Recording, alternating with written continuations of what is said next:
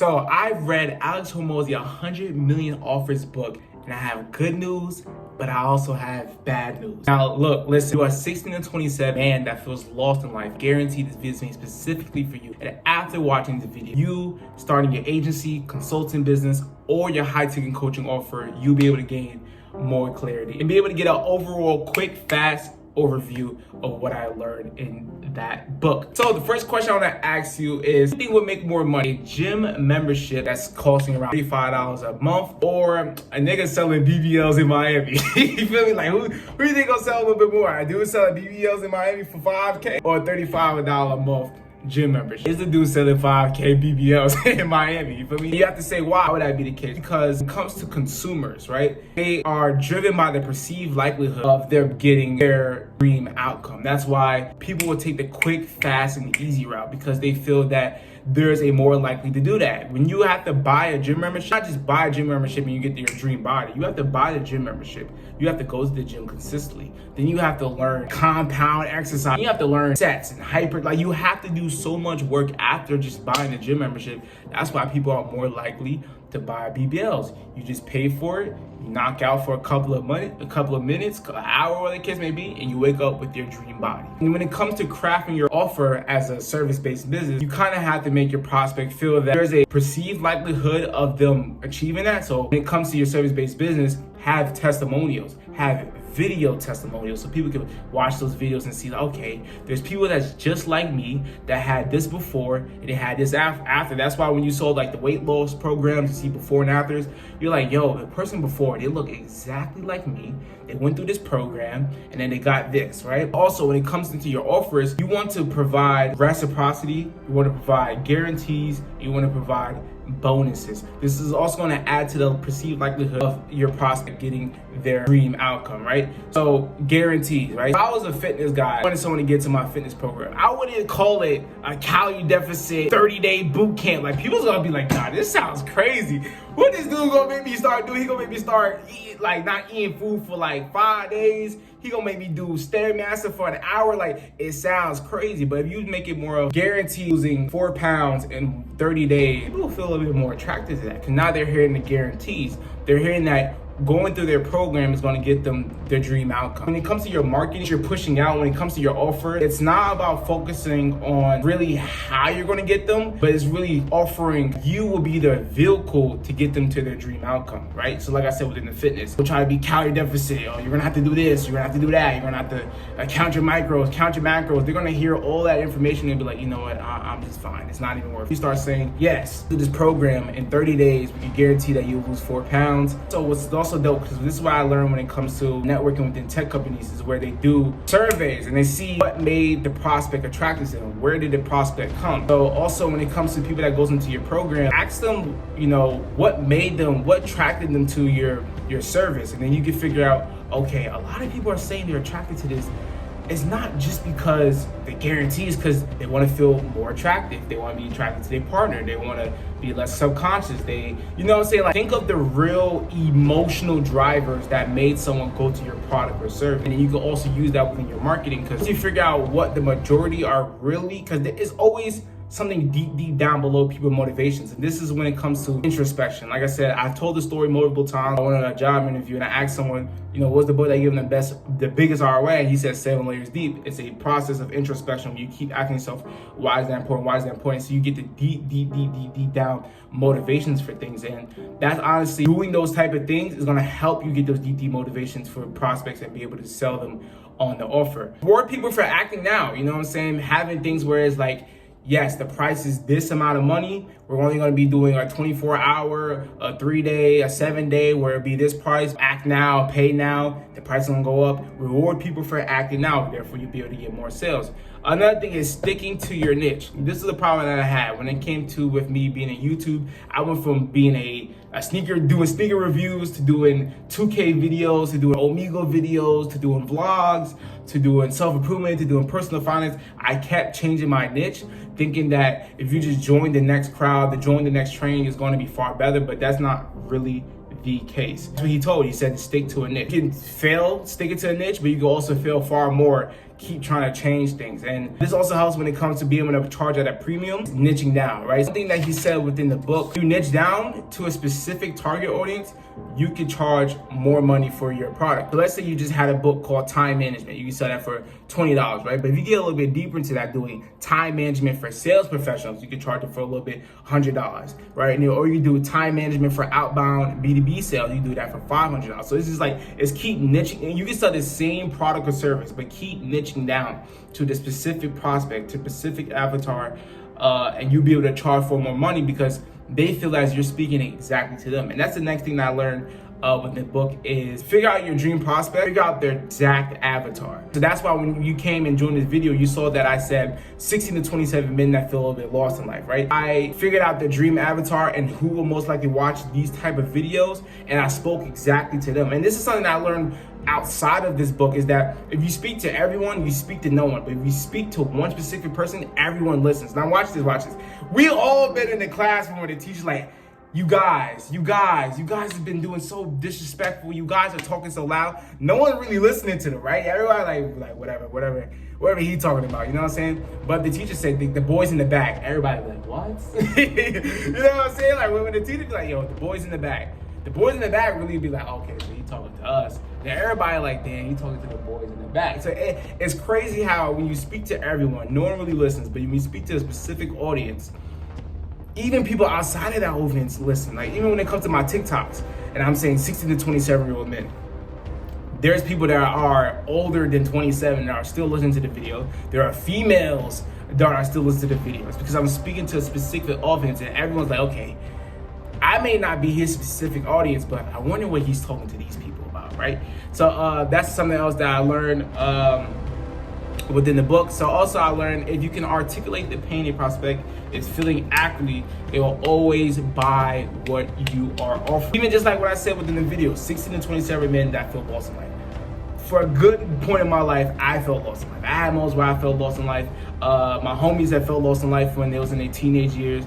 This is something that you go through, you know what I'm saying? And it's something that a lot of 16 to 27-year-old men feel. They feel lost in life. And that's not why I started doing the videos in the beginning, just based off what this book told me.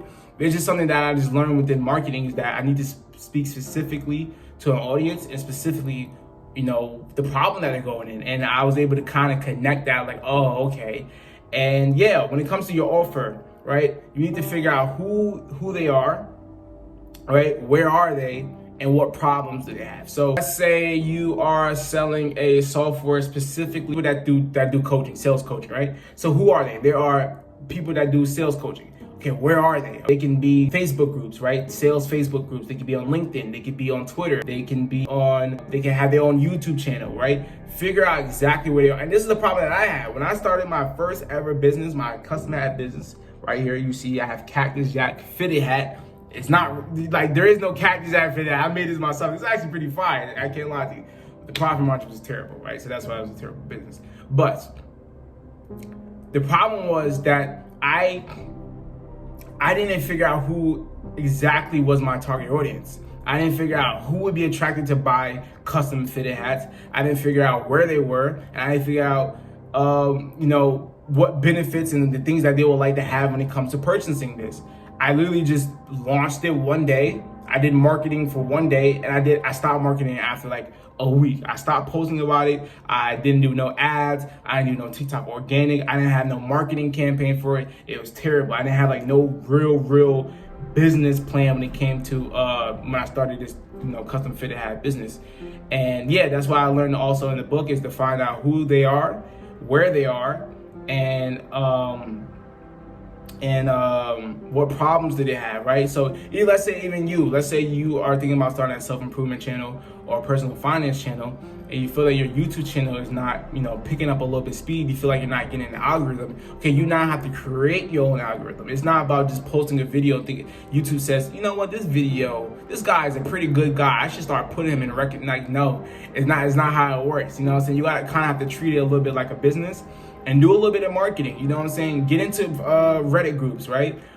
Connect with people in Reddit, connect with people on Discord, connect with people on Twitter, connect with people specifically in your niche, And I can guarantee that people will start to be attracted to whether your YouTube, whether your product, whether your service. You just have to be in a specific niche. You have to know where they are, and then you have to just provide value and just give. Don't try to automatically tell people offer it. Now, even just when yourself, because you have to look, a way to make more money, a way to be better, a way to be more attractive, a way to get more views, the way to be successful in a whole lot of things, you have to ask yourself, how do you react when people do this to you, right? So when you go on a website and you click on somebody and they say they're selling a $1,000 course, you automatically click off. Like, you automatically click off because they already showed you the price. They already they didn't really give you that much value. They didn't give you much reason. They didn't give you testimonials. They didn't give you guarantees. They didn't give you no reason for you to actually purchase or buy. So when you actually study yourself when it comes to the behaviors and the things that you do, you can use that to your advantage and use that when it comes to your product or service.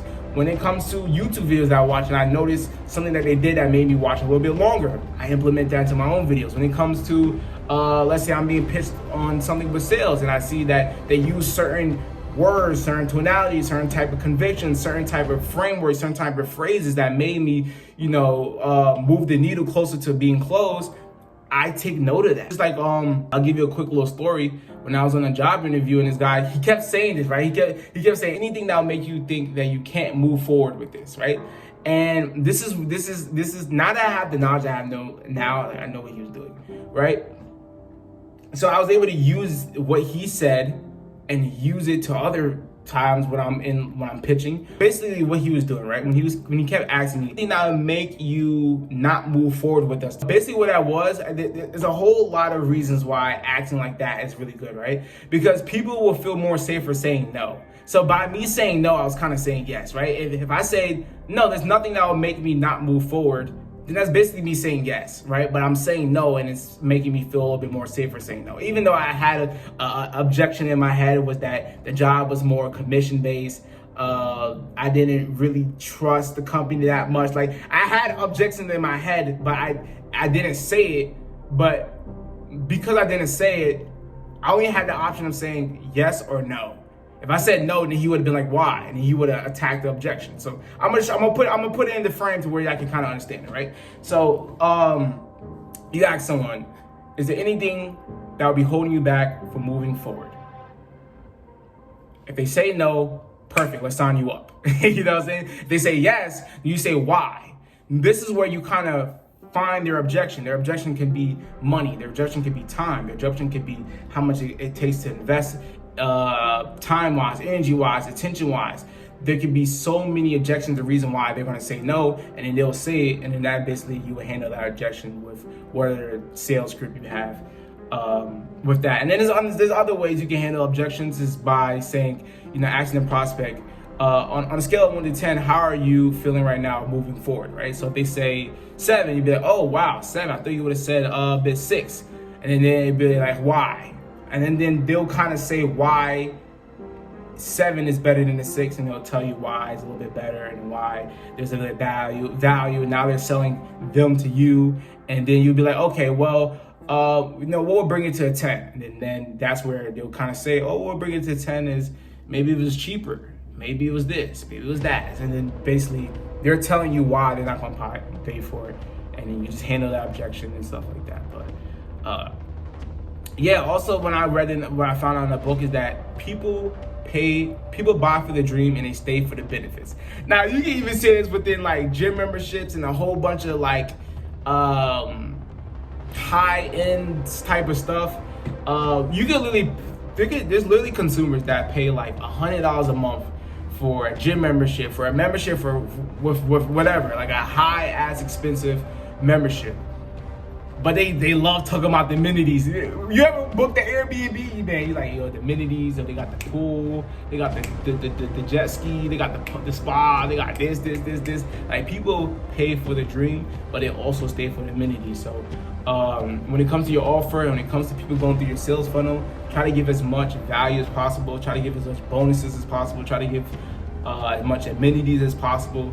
It makes people feel like, it kind of separates you from everyone else. You know what I'm saying? Like, even if it's some shit that like they don't even make their money back, like even just providing like free bananas, free this, free that, like at like your gym membership like that. People gonna be like, oh wow, like they giving out free whole time they paid for it. And they paid for it like 3 times, you know what I'm saying? So yeah, another thing I also learned from the book is that if you find yourself competing against free, double down on speed. Now, when I made the little story about the chicken sandwich when I worked at as a warehouse associate at Amazon, when I only had 30 minutes for a break and I had 3 stores to go for a chicken sandwich, I ended up going after Chick-fil-A. That shows that double downing on speed will make you make more money. Like I said, within the story, it was that I only had 30 minutes. I was on a 30-minute work break and I wanted to get a chicken sandwich. I had Chick-fil-A, I had Wendy's, and I had McDonald's to choose. I was gonna choose Wendy's because it tastes good, it's inexpensive, but it's gonna take too long. I only had 30 minutes. I was gonna pick McDonald's. It's gonna be fast, but we all know McDonald's. That shit kind of trash and it's really, really unhealthy, right? And then the last option I had was Chick-fil-A. It was gonna be more expensive, but it's gonna get to me quicker. It's gonna be good quality and good customer service. And I ended up picking Chick-fil-A. So yeah, if you find yourself competing against free, double down on speed. And honestly, look at Amazon. Amazon is a billion-dollar company, one of the biggest companies out there. And the reason why they make so much money is because of their speed. People, even me, bro, like 2 days ago, I bought something on Amazon. I could have did free shipping, 2-day shipping, or get it shipped the next day. I paid to get it shipped the next day, and I paid an extra $10. Imagine how much people is paying an extra $10 and how much more money they're making because they're able to deliver the product that you want at speed. So yeah, that's all the video, all the things that I learned within Alex Homorzi 100 million offers video. If you're 16 to 27, like I said, and you feel a little bit lost in life, you want to start your entrepreneur journey, your self-improvement journey, and become the best you possibly can be, just subscribe to the channel, and I welcome you to join the Jumbo Book community. Hope you enjoyed the video, and I'm out. Yeah.